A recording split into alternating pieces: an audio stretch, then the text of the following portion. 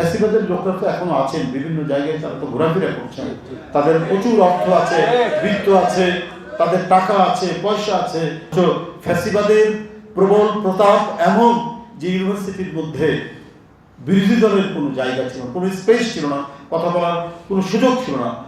দরকার হলে বিশ্ববিদ্যালয়ের শিক্ষকরাও আক্রান্ত হবে, যারা ভিন্ন মতাবলম্বী, যারা ভিন্ন মত পোষণ করেন তাদের হবে। হয়েছে না আসিফ নজরুলের চেম্বার গিয়ে ভাঙচুর করেছে ছাত্রলীগ, মোর্শেদের চাকরি গেছে শুধুমাত্র সে কি শুধুমাত্র একটা লেখা লিখেছে জ্যোতির্ময় জিয়া, ওর মধ্যে জিয়াউর রহমানকে সে স্বাধীনতার ঘোষক করেছে, শুধু এই কথাটা বলার জন্য তার চাকরি চলে গেছে। আরো অনেকে বিশ্ববিদ্যালয়ের আরো অনেকের চাকরি গেছে। তো এই যে পরিস্থিতি অতিক্রম করছে, এটাই তো দুঃশাসনের নমুনা। কথা বলার জন্য সে আক্রান্ত হবে, তার পেটের উপর মানে আঘাত আসবে, এটা তো হতে পারে না। চাকরি করে বেচারার তো যে বেতন পায় এটা নিয়েই তো পরিবার চালায়, তাহলে এটা কেন? সেটা তারা করেছে।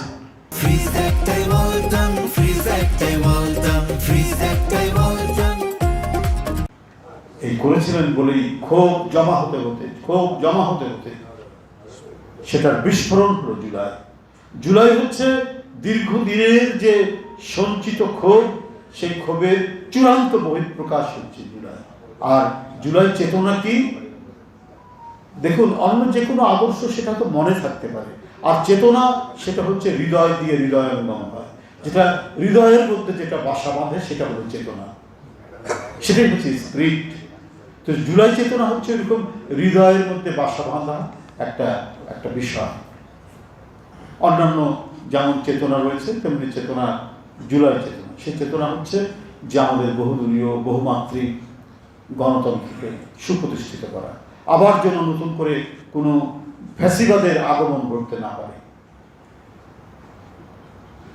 এটা হওয়া কখনোই সম্ভব না। এখনো অনেকে বলেন যে না, তার আমলেই তো ভালো ছিল। কে?